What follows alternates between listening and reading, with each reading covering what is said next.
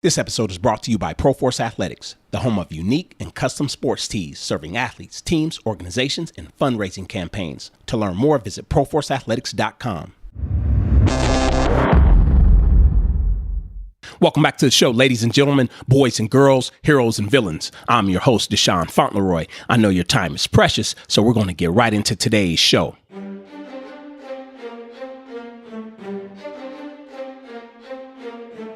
If you were with us on the last episode, you know we discussed Acres of Diamonds. Well, I want to welcome you to part 2 of Acres of Diamonds. If you haven't listened to the first one, go back and listen to it before you listen to this one. In the prior episode, we discussed a few things that stops people from finding their acres of diamonds. And what stops most people is the mental projection of fear. This is something that we discuss. In the second half of that episode, we also discussed dealing with physical fear. Now, as I said before, I want to welcome you to part 2 of Acres of Diamonds. I'm here today to help you find your acres of diamonds. Now, before we get into part 2 of this episode, I've been getting a lot of messages on Facebook from a question that I put out. And the question was, how do you help your student athlete avoid distractions? Where does all this fit in? What I've often found, and particularly starting with myself, when it's time for me to break through a barrier, overcome a limitation, or get past one of my fears, I've often decided to distract myself, whether it's talking on the phone, getting on the internet, going to hang out with friends, rather than facing the fear, challenging it, and busting right through it to meet my wants, needs, desires, and goals. So at the end of the day, I had a lot of people comment on this. We're going to discuss a few of those comments, but the question that I put out was, how do you help your student athlete avoid distractions? And Jaron M., he said, remind themselves of the end goal and the mission they're on, or discuss with someone and allow that person to do the reminding. There are certain steps that need to be taken, broadly speaking. Go to class, graduate, work hard in the weight room, etc., regardless of the distraction. You do them or you don't. And student athletes that don't adhere generally don't succeed. Thank you, Jaron. You're 100% right. And at the end of the day, you have to listen to what Jaron is saying, because you have to have somebody that's going to hold you accountable. Whether it's your mom, your dad, your head coach, your assistant coach, you have to have a mentor in your life. Now, Hank W. said the same is true for everybody. Some people get distracting thoughts in the pressure moment. Others have them throughout the day, irrespective of the task they are performing. In fact, many who have distracting thoughts have ADD, but do not know it. Sounds clinical to me, Hank. This is deep. I know Hank's been on the show before. He's a PhD. I appreciate your thoughts, Hank. If you find yourself getting distracted all of the time, you have to ask yourself why. You have to ask yourself, how do you get back to center? Maybe you need some help. If there's coaches around, if there's parents around, it's always worth to do some type of social or clinical assessment. Thanks, Hank. I really appreciate your input. Now, Kathleen P. said, balance. They are students and athletes, but they are also young men and women who are figuring out how to be adults in this world. I couldn't agree with you more, Kathleen. That's why I often say we have to spare young people sometimes, because their brain is still developing. Now, she went on to say, nurture that as you would the student or athlete in them. Our young people need to learn how to navigate relationships, conflict, and independence. Allow space for that and support with a healthy balance. And at the end, she said, just my 2 cents. Well, Kathleen, I want to tell you this. Pennies add up. And thanks for your input. Now, the last statement that I'll discuss regarding how do you help your student athlete avoid distractions is from Nolan L. This guy, I really appreciate him. He was an intern with me at my training facility, ProForce Athletics. Now he's working on his master's degree. Nolan L. said, most of our athletes seem to have this mentality of having to be perfect all the time with everything they do. This always seems to get them in trouble because they will be so focused on being perfect, they get distracted from doing the little things they should be doing right. they end up failing in some form anyways. We tell our athletes to stop trying to be so damn perfect all the time and just do what you know how to do. If they make a mistake, so be it. It is part of growth and improvement. Learn and move on. He went on to say some lessons might have to be taught a few more times than others to stick to, but as long as they are improving and not making mistakes from laziness, they need to understand it is part of the process. When athletes become afraid to fail, they miss the little things and get distracted. Once they stop pressuring themselves trying to be so perfect all the time, is when they will start to be, in my opinion, pretty damn good. Nolan was a little long-winded there. I really appreciate that. One thing I can say for sure is that he was right on point. Try to be perfect all the time. You can't be.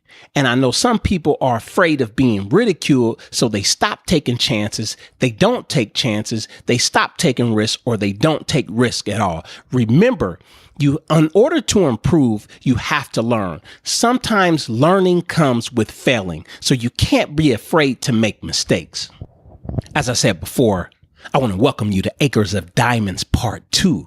What we're going to discuss today is what stimulates feelings of fear in Part 1 of this episode.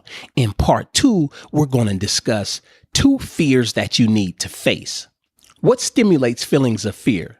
Importance, uncertainty, responsibility to others, and feeling judged or being embarrassed.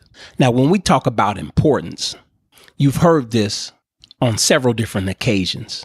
This is the big test. This is the biggest test of your life. This is the biggest game of your life. You have to do it right now. You're not going to get any more opportunities. And what I mean by that, when you attach so much importance to something, a game, a test, some type of opportunity, you magnify it. And what tends to happen is you become too attached to an outcome. Like I said before, the biggest game of my life, the most important game of your life, the SATs, the ACTs, these college entrance exams, you have to study. This is the most important thing that's ever going to happen. I'm here to tell you it's bullshit, because it's not that important. At the end of the day, it's just another game. It's just another test. It's just another exam. Because when you think a certain way, you will always create opportunities. Opportunities will always come. There is no need to be this young and live in a mindset of scarcity. So sometimes you have to demagnify these situations. Sometimes you have to make them unimportant. I'm not saying don't take them serious, but don't put too much weight on them. What stimulates feelings of fear? Uncertainty. You get to a high level of academics, you get to a high level of competition, all of a sudden you're not the best anymore. You got to work a little harder. You got to get a little more craftier. You got to get a little more detailed, because you could lose. You could get embarrassed. Maybe you're not the best anymore. So you decide to hold back. You decide to make excuses because you don't know. But at the end of the day, that fear is stimulated by uncertainty. And being uncertain is okay. What I always tell people is that I don't care if you make mistakes, but I don't want you to make mistakes, as Coach Jaron said earlier, out of laziness or going half-ass or being tentative. The best thing to do is give 100% effort, even when you're uncertain. And then I promise you will always come out good on the other side. You want to know why? Because you're either going to succeed, or you're going to learn from your mistake or your failure. Now, how you learn from mistakes and failure is reflective thinking. I'm going to touch more on this later. What stimulates feelings of fear? Responsibility to others. You know what it's like. You've been in the program. You've been playing varsity all 4 years. You've been playing varsity for 3 years. Now you're a senior. Now it's time to be a leader. Now you're a captain. You've never been a captain before. You've always been the role player. Now it's time to step up your game and lead by example. That's in action and oftentimes verbally. You got to be able to hold others responsible. Sometimes you got to tell people to get their shit together. Sometimes you got to tell people to go home if they don't want to be here. You got to rouse people up. get on their nerves when you know what your goals are, when you know what the team's goals are, when you know what your coach's goals are. You can't be afraid to speak up. You can't be afraid to hold other people accountable. When you have that fear of being responsible to others or holding others accountable or setting the standard, you're not going to get very far. So I need you to think about that. What stimulates feelings of fear? Having a responsibility to others and for others. This is something that you're going to have to take into it. You're going to have to take this into account. You might be responsible for starting the study group. Starting the study group could actually help yourself. Starting the study group could actually help you learn that subject from 3 or 4 different perspectives because you're getting it from three or four different people who think differently. What stimulates feelings of fear? Feeling judged. You know how it is. Scared to take the shot? Guess what? All them shots that you don't take, you're guaranteed to miss them. But you're scared to take that shot because if you miss, you're worried about what somebody might say in the stands. You're worried about what mom might say, what dad might say, what the coach might say. Oh, you got your little girlfriend in the stands. You're worried about her too. Let me ask you this. Is what they think about really important? Is it really going to make or break you? Everything that you have going on in your head about what somebody else might say, what somebody else might think or feel about you, does that shit really matter? And if it does, and if you really think it does, you probably shouldn't be playing the sport. Now, if it really doesn't, maybe these people shouldn't be in your life anyway. If you're worried or concerned about what they say, or if you're worried or concerned about being ridiculed, laughed at, joked at, because real friends don't do that. You shouldn't worry about what your friends have to say. If you're thinking about this stuff, you're causing yourself excessive anxiety. It's going to affect your working memory. It's going to affect your procedural memory. You catch all them balls. You run perfect routes day in and day out. You do everything right in practice. But when you get to game day, you're being stimulated by feelings of fear. So all the normal shit that you do in practice, how you kill it every day, all of a sudden you drop the ball. All of a sudden the route isn't as crisp. The plays you normally make in practice, you don't do on game day. And then you have that procedural memory that gets distracted. It might be as simple as saying the snap count where you struggle with that. Going off sides and you know the play is on 1. How are you going to go off sides on 1? You've been doing this for 10 weeks and you get to the big game because you've been stimulated by these feelings of fear. So when you're worried about feeling judged or embarrassed, I want you to remember 2 things. These are neurological and psychological dynamics of fear. Might be a social dynamic. So you can see the combination of what I've been discussing thus far, social dynamics and psychological dynamics of fear and how they often get perpetuated. And 9 times out of 10, that fear doesn't even exist. It's only existing as a figment in our imagination. So what I want you to remember is that we all have fears. We all have pains. Some of our fears are similar. Some of our pains are quite similar. It's our solution to these things that are different. I'm going to get back to this later. As I said before, in the second half of this episode, Acres of Diamonds, this is part 2. 2 fears that you need to face. You need to face the fear of being alone, and you need to face the fear of making mistakes. Why do I discuss the fear of being alone? Take, for instance, studying. Sometimes you got to study by yourself. I get the whole study group thing. You have to go to class every day, but some things you can't take other people with you. You're trying to get into Stanford. 90% of the people in your high school are not coming with you. And it's probably 99.99% they're not going with you. So you're going to have to do some shit by yourself. You're going to have to do some training by yourself. Training with the team is all good. Training with another coach at a gym in a small group is all good. But you're going to have to get out on them hills by yourself like Walter Payton used to do. You're going to have to attack that hill like Jerry Rice used to. You're trying to get to a certain level, a championship level, whether it's in your high school league, whether it's at the state level. You're trying to get to a Division I level. You got to conquer being able to do things alone, period. So you're going to have to train alone. You have to do all the other stuff, but you can often get ahead by doing things on your own, even just thinking by yourself. You know, the individuals, you always see them with somebody. That's the person you got to get the hell away from. You don't need anybody. You can do a lot on your own. I'm not saying abandon the team, abandon your small group training, but you need to think about what you think about. You need that me time. You need that alone time on the track. You need that alone time in the weight room. You don't have to be around the jokers all the time. Those are the people that aren't serious. It's easy to do things in a group.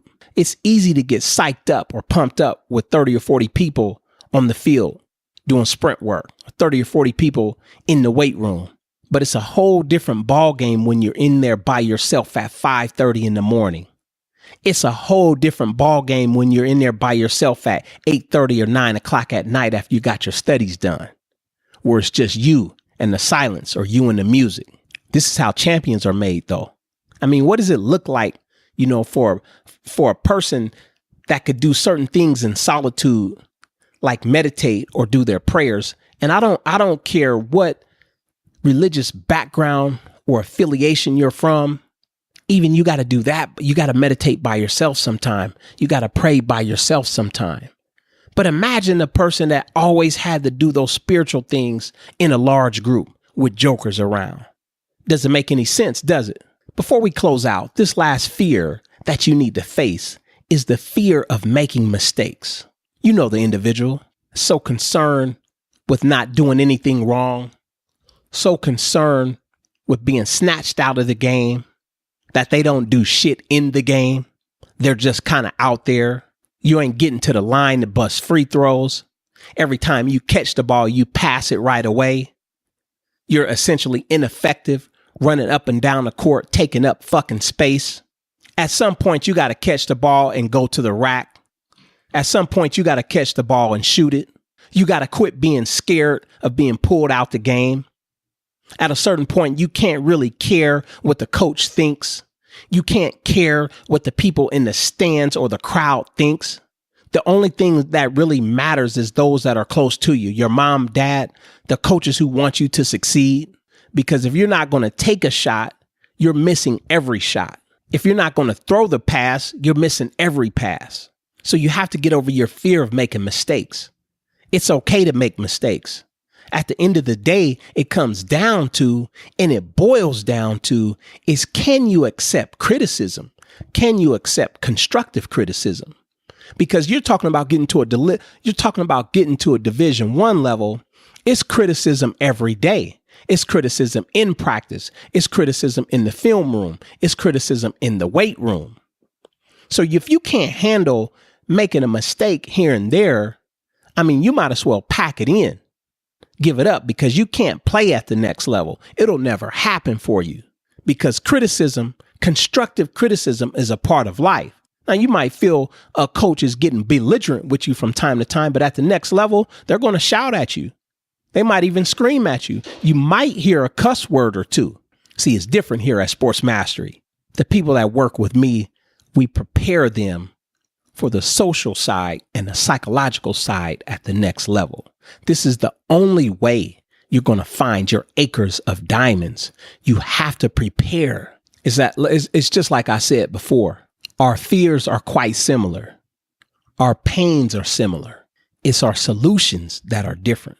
So when that fear hits you again, I want you to look at some different solutions. I want you to look at that fear as just an opportunity to solve a problem. I want you to look at that fear as a new challenge. Accept the challenge and overcome it.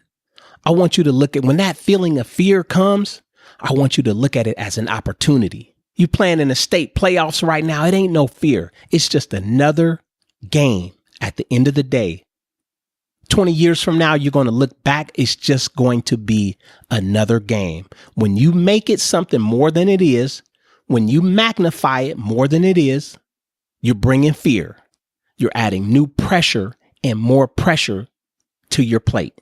When you start feeling a certain way, you start feeling fear, you start feeling anxiety, you start feeling nervousness. I want you to just look at whatever situation that you're in as another chance. Look at it as a chance to solve a problem. Look at it as a challenge. Just accept it as a challenge. It's another opportunity. If you implore and apply these three things, I guarantee you life is going to change for you.